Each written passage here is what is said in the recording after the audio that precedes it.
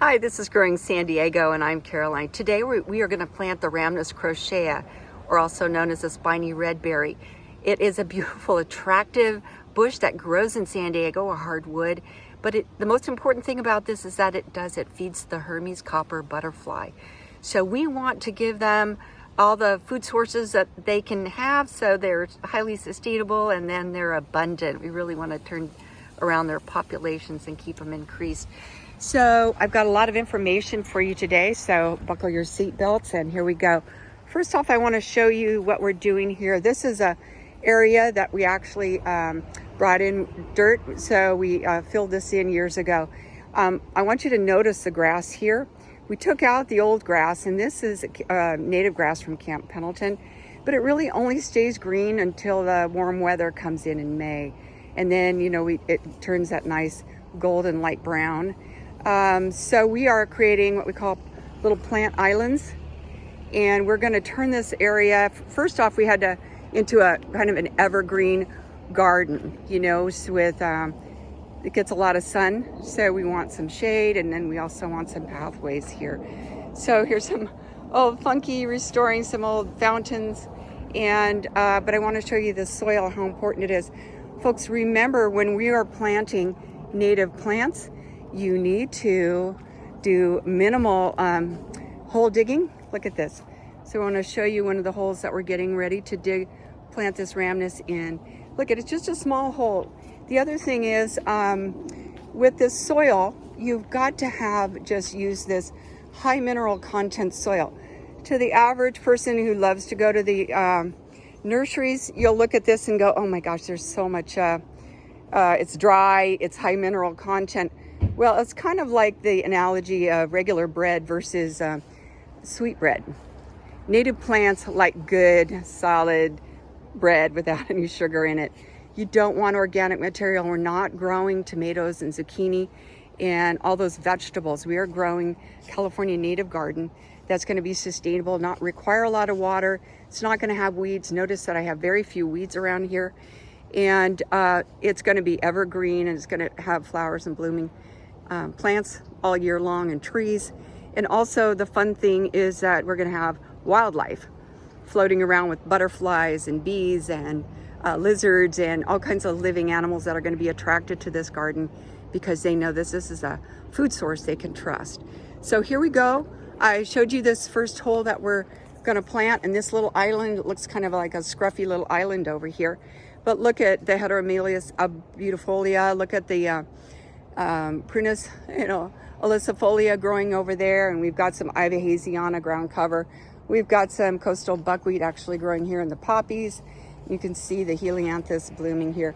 So we've chosen a variety of plants to give interest to this area. Here's the Cleveland sage, one of my favorites. Here's our sunflower, San Diego sunflower bush. And these, are what you call the herbaceous plants, but I think they're also called the pioneer plants.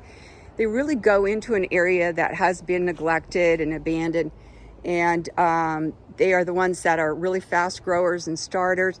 They get the soil pH back to its original pH. They're such an easy growers. Animals come back, the little animals and insects that live in the soil come back as well, and that's what you want. Because when we start planting, this Spiny Red Berry, it's a little sensitive. And so let me show you where we're going to plant this one right here. It needs a little protection, and these plants provide that protection. The cool thing is that Spiny Red Berry is going to, once it gets established, it's going to be evergreen for years and years and years. It's going to be about 4 feet tall. 4, maybe 5 feet wide, but it's going to be evergreen. It's not going to need this pruning like these other herbaceous plants that we have growing here. So we know that, in all things in nature, plants change, so we're planning for the future. So here's another hole, and I wanted to show you what we did. We kind of prepared this for you. So here's our hole. It's very small. We don't have any amendments in it. It's dark because of the rains. Here's our 1 gallon container. So here's our plant. I just barely took it out. I'm gonna leave all these roots intact, and then I'm gonna put it right in the hole And then very carefully, I'll put the rest of the dirt in there, tamp it down, and then I will add a lot of water. It's really important when you're planting to make sure that those roots have contact with the soil. You can remove as much air from that soil through watering. So we're going to give it quite a bit of water, and then, you know, right after we finish planting. You can see over here on this little island, we've got another Ramnus crocea. Now I'm going to take you over here to show you. Here's some more herbaceous plants. We've got an area over here where some of them are kind of dying, and we're going to take this and look. We're going to plant a little Ramnus in here. We've got another area here. We're going to plant Ramnus.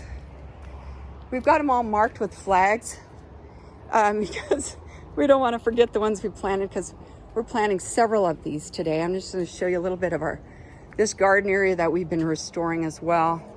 And oh my gosh, so much to show you. There's a ceanothus blooming, a San Diego ceanothus, and I know it's heading into the sun. There's some sages from Otay Mountain. We've got some more of the common plants that I love and I talk about all the times. They're not blooming yet, the Cleveland sage or the San Diego sunflower. So look, we're gonna put that little Ramnus right down there, crochet in that little hole. It'll be protected by these bushes. And here's our little tangerine tree. I'll take you over here. We're not gonna plant anything under the tangerine tree. Again, it's the root systems that are really the secret to keeping these native plants growing. Here's some other garden areas that we have, but I'm going to take you up here really quick and show you again Cleveland sage. Here's some poppies. Here's a different variety of Ramnus that I planted last year. It's not specific to the Hermes Copper butterfly, but here's a little area that we're going to plant this Ramnus crocea. We've got the cherry tree growing, some sunflowers, again, some quick growing plants, easy to grow, so we can return the soil back to the perfect soil type for California plants. So I hope that helped you today. I hope you found it interesting. So please subscribe and join us again as you learn how to plant in San Diego, because we do want you to keep growing.